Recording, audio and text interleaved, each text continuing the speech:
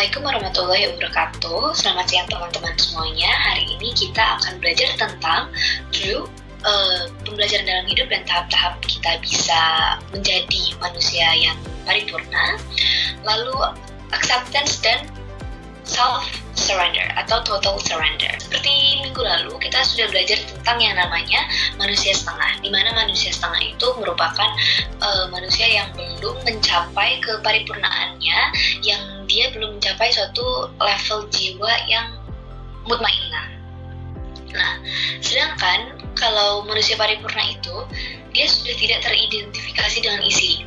Jadi kalau kita analogikan dengan gelas nih misalnya seperti ini. Nah, manusia setengah itu masih mendapatkan setengah gelas. Jadi dia belum mencapai suatu tingkatan jiwa yang tinggi dan tindakannya itu belum true. Nah, sedangkan kalau misalkan manusia paripurna itu dia bukan lagi tentang isi dalam gelas ini atau botol ini. Jadi kayak sudah melampaui itu. Sedangkan kalau misalkan manusia yang sudah mengexperience true, itu dia baru mendapatkan air utuh satu gelas. Jadi dia baru mendapatkan suatu dia sudah utuh, cuman itu masih di bentuk saja, masih di dalam tahap form, belum beyond form tersebut. Nah, sedangkan kalau misalkan manusia yang experience untrue, itu dia tidak mendapatkan setetes pun di gelas ini. Jadi dia sama sekali belum mengambil pesan atau lesson dari pembelajaran yang Tuhan berikan di hidupnya. Nah, manusia setengah ini juga bisa dibilang manusia yang experience dua persimpangan gitu. Jadi masih ada dualitas di dalam hidupnya. Manusia setengah ini bisa jadi orang pintar. Jadi dia bisa menjadi orang yang bisa jadi orang yang memang sangat berpengetahuan, knowledgeable, well-versed, betul-betul ya skillful. Tetapi reaksi, sikap, dan tindakan di hidupnya itu untrue gitu loh. Jadi ada suatu kontras antara apa yang dia lakukan, jadi tindakannya dan juga pikirannya. Jadi pikiran dan tindakannya itu tidak selaras. Banyak terjadi ketidaksesuaian pada manusia setengah tersebut ya, antara lain hati dan pikirannya itu tidak sesuai. Penyebab utama manusia masih nyaman di tipe manusia setengah ini ada 3. Yang pertama itu adalah adanya gap antara knowledge dengan experience. Nah, seperti yang kita sudah pelajari sebelumnya, itu dinamakan dengan ilmu yakin. Jadi dia masih sebatas knowledge aja, belum experience. Nah, contohnya apa? Ketika kita mengetahui notion atau konsep dari sesuatu, yang paling gampang itu mungkin saya misalnya belum pernah ke France, belum pernah ke Paris, tapi saya sudah tahu Paris itu misalnya kayak bentuknya kayak gimana, terus tempat-tempat tourismnya itu apa aja, terus Menara Eiffel kayak gimana, tapi kan dari foto aja, bukan experience langsung. Jadi saya hanya memiliki notion tentang tempat tersebut, bukan experience langsung. Dia juga hanya belajar teori tapi tidak praktek. Jadi cuman mengetahui teori-teorinya aja tapi nggak pernah dipraktekkan. Contohnya misalnya seperti kita sekarang kita sedang belajar spiritualism, kita sedang belajar agama Islam. Kita hanya belajar teori aja, tetapi kita tidak mempraktekannya di kehidupan sehari-hari. Misalnya kita mempraktekkan transcendental meditation, kita mempraktekkan belajar tentang inner movement. Tetapi di kehidupan sehari-hari kita nggak mempraktekkan itu, kita tidak mengimplementasikan itu di kehidupan sehari-hari kita. Nah, itu kan artinya jadi kosong yang kita pelajari, karena kita tidak memakai ilmu itu di kehidupan sehari-hari.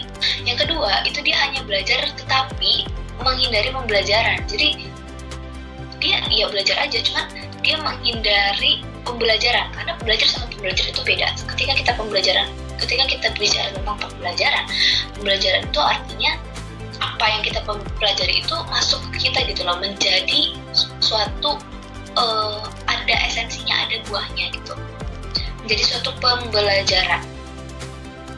a whole process kan kalau pembelajaran itu. Jadi a whole process, dari proses tersebut kita ekstrak dan kita tarik apa benang merahnya, apa pesannya. Jadi kalau misalkan yang kedua ini dia tuh cuma belajar aja tetapi menghindari pembelajaran gitu. Jadi cuma kayak di sesuatu yang partikular tetapi bukan yang universal.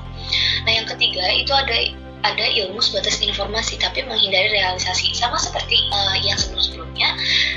Jadi ilmunya itu cuma jadi informasi, jadi kayak itu cuma keluar masuk aja. Jadi dia tidak merealisasikan ilmu yang dia pelajari tersebut, tidak mempraktekkan ilmu yang dia pelajari tersebut. Seperti itu artinya kan hanya ilmu yakin aja. Jadi kita hanya meyakini secara notion, secara konsep, bukan hakul yakin. Kalau misalkan hakul itu kan hak gitu, jadi sudah hakiki, sudah betul-betul firm, strong beliefnya, karena kita sudah mengexperience itu. Tapi kalau manusia setengah itu belum, jadi dia masih di ilmu yakin.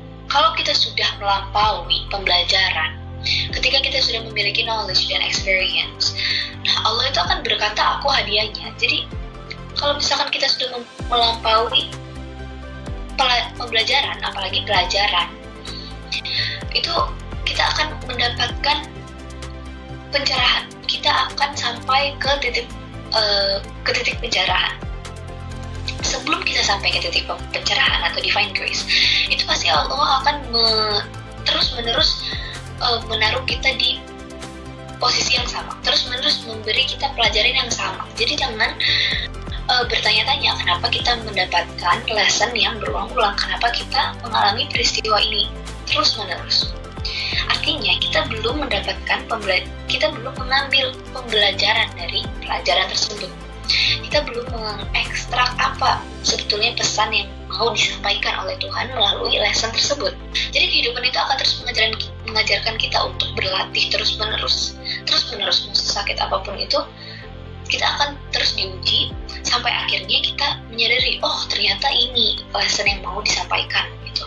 Ternyata ini pembelajarannya. Nah, ketika kita sudah mengetahui pembelajaran tersebut dan ketika kita sudah menerima pembelajaran tersebut, maka kita akan sampai ke titik pencerahan atau divine grace. Tuhan akan memberikan kita divine grace. Kita akan enlighten dan juga mencapai maturity. Di dunia ini kan kita masih ada dualitas ya. Jadi dunia dualitas ini adalah dunia pembelajaran di kehidupan kita. Jadi selama kita belajar di dunia ini, itu pasti akan ada dualitas. Di dunia dualitas ini kita akan mengalami knowledge, dan kalau misalkan kita sudah melampaui pembelajaran tersebut, kita akan menjadi knowledge tersebut. Dan ketika kita sudah memiliki knowledge, kita sudah acquire experience, ketika kita sudah mengalami knowledge dan menjadi knowledge tersebut, kita akan menjadi manusia paripurna, manusia yang sudah terisi gelasnya namun sudah beyond dari isi gelas tersebut. Nah, seperti yang sudah disampaikan tadi, dunia ini adalah tempat kita belajar. Ketika Tuhan memberikan lesson, pertanyaannya adalah apakah kita sadar itu lesson apa bukan gitu. Jadi kita harus aware peristiwa-peristiwa yang kita alami sehari-hari, apa sebenarnya yang ingin disampaikan, apa sebenarnya pesannya, dan apa sebenarnya tuh hikmahnya tuh apa. Karena sangat crucial lesson tersebut, dan sangat fatal apabila kita tidak menyadari bahwa kita sedang diberikan lesson, kita sedang diberikan pelajaran. Karena kalau misalkan kita tidak menyadari bahwa hal tersebut adalah pelajaran untuk kita, akan terus berulang-ulang lesson yang diberikan kepada kita. Tuhan akan terus mengajarkan kita melalui tanda-tanda atau tanda-tanda alam, ya, sampai kita self acceptance, sampai kita menerima diri kita, sampai kita menerima semua peristiwa yang terjadi dalam hidup kita. Kalau kita gagal terus-menerus, artinya kita gagal memahami tema tersebut.